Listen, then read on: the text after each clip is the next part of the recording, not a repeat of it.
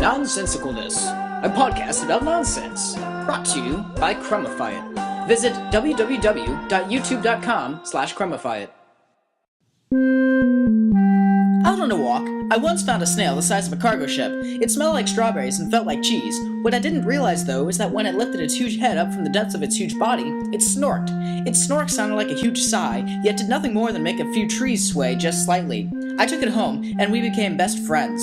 The next day, I took the snail, which I named Steve, out on a walk around the block. At the end of our journey, we sat and pondered the sounds that emitted from the electrical box atop of a phone pole.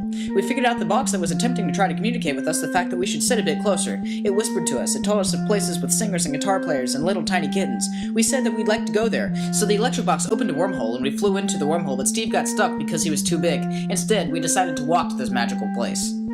When we finally arrived, the electric box was there to greet us. It told us to enjoy ourselves and have a look around. We found the little tiny kittens on a box on top of an ice cube. They seemed to smile at us in the way that we walked through the air. We whizzed past the singers and guitar players, well, because Steve hates music, but in the end of the Red Whip Road, we found that when we had started our journey, it was 4 o'clock in the afternoon. Now, however, it was 40 o'clock in the afterfond. But we knew that it was time to get back.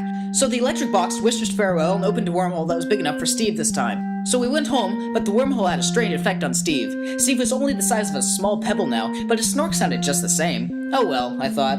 What a great day it had been with Sneeve, the giant snail, who was now not so giant. But in the end, I realized that this never made any sense.